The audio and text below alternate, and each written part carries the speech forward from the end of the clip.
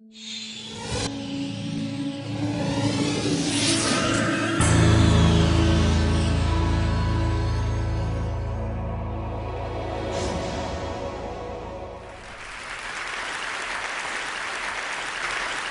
idea behind the Stuxnet computer worm is actually quite simple. We don't want Iran to get the bomb.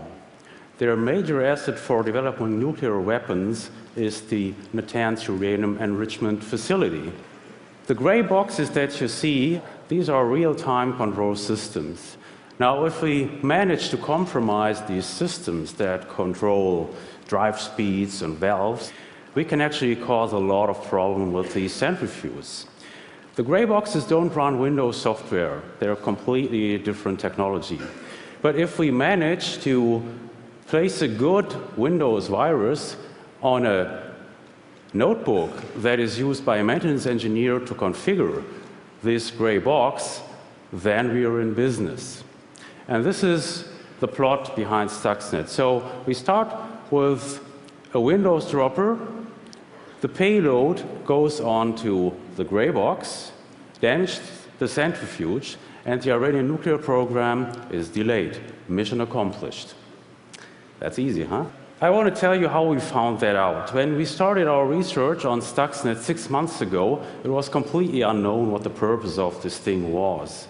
The only thing that was known is it's very, very complex. On the Windows part, the dropper part uses multiple zero-day vulnerabilities, and it seemed to want to do something with these gray boxes, these real-time control systems. So that got our attention, and we started a lab project where we infected our environment with Stuxnet and checked this thing out. And then some very funny things happened. Stuxnet behaved like a lab rat that didn't like our cheese. Sniffed but didn't want to eat. Didn't make sense to me. And after we experimented with different flavors of cheese, I realized, well, this is a directed attack. It's completely directed. The dropper is probing actively on the gray box if a specific configuration is found, and even if the actual program code that is trying to infect is actually running on that target. And if not, Stuxnet does nothing. So that really got my attention, and we started to work on this nearly round the clock because I thought, well, we don't know what the target is. It could be, let's say, for example, a US power plant or a chemical plant in Germany. So we better find out what the target is soon.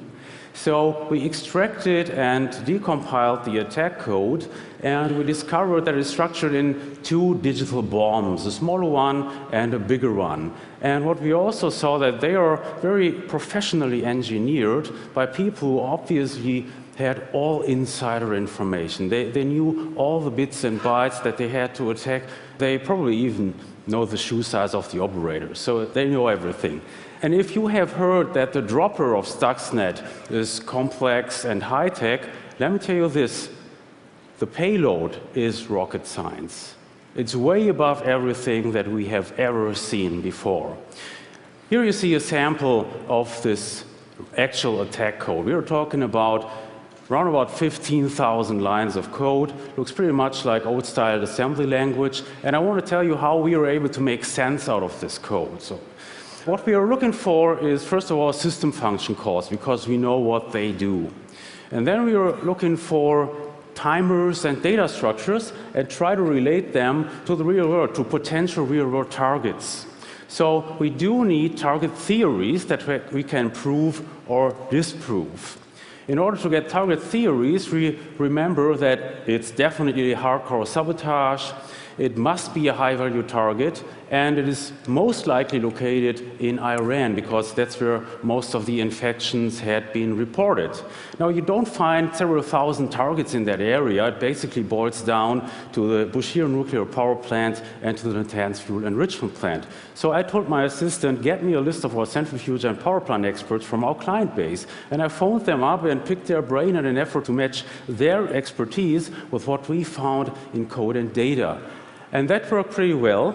So we were able to associate the small digital warhead with the rotor control. The rotor is that moving part within the centrifuge, that black object that you see. And if you manipulate the speed of this rotor, you were actually able to crack the rotor and eventually even have the centrifuge explode. What we also saw is that the goal of the attack was really to do it slowly and creepy, obviously in an effort to drive maintenance engineers crazy, that they would not be able to figure this out quickly. The big digital warhead, we had a shot at this by looking very closely at data and data structure. So for example, the number 164 really stands out in that code. You can't overlook it. I started to research scientific literature on how these centrifuges are actually built in the tanks and found, well, they are structured in what is called a cascade, and each cascade holds 164 centrifuges. So that made sense. That was a match. And it even got better. These centrifuges in Iran are subdivided in 15 what is called stages. And guess what we found in the attack code? An almost identical structure. So again, that was a real good match, and this gave us very high confidence what we were looking at. Now, don't get me wrong here, it didn't went like this. So these results have been obtained over several weeks of really hard labor, and we often went just into a dead end and had to recover. Anyway, so we figured out that both digital warheads were actually aiming at one and the same target, but from different angles. The small warhead is attacking one cascade and spinning up the rotors and slowing them down, and the big warhead is talking to 6 cascades and manipulating valves. So now we are very confident that we have actually determined what the target is. It is Natanz, and it is only Natanz, so we don't have to worry that other targets might be hit by Stuxnet. Here's some very cool stuff that we saw. Really knocked my socks off. Down there is the gray box, and on the top you see these centrifuges. Now what this thing does is it intercepts the input values from sensors. So for example, from pressure sensors and vibration sensors. And it provides the legitimate program code, which is still running during the attack, with fake input data. And as a matter of fact, this fake input data is actually pre-recorded by Stuxnet. So it's just like, you know, it from the Hollywood movies, where during the heist, the observation camera is fed with pre-recorded video. That's cool, huh? The idea here is obviously not only to fool the operators in the control room. It actually is much more dangerous and aggressive. The idea here is to circumvent a digital safety system. We need digital safety systems where a human operator could not act quick enough. So for example, in a power plant, when your big steam turbine gets to overspeed, you must open relief valves within a millisecond.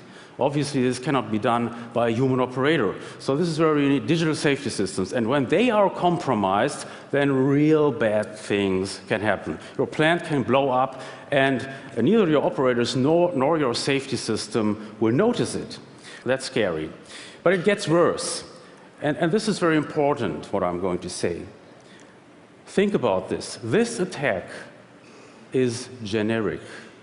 It doesn't have anything to do in specifics with centrifuges, with uranium enrichment.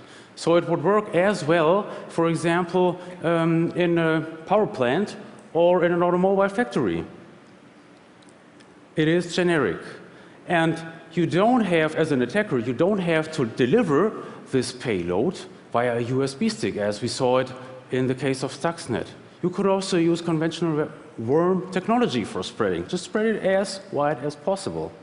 And if you do that, what you end up is it's a cyber weapon of mass destruction. That's the consequence that we have to face. So, unfortunately, the biggest number of targets for such attacks are not in the Middle East. They're in the United States, in Europe, and in Japan. So all the green areas, these are your target-rich environments. We have to face the consequences, and we better start to prepare right now. Thanks.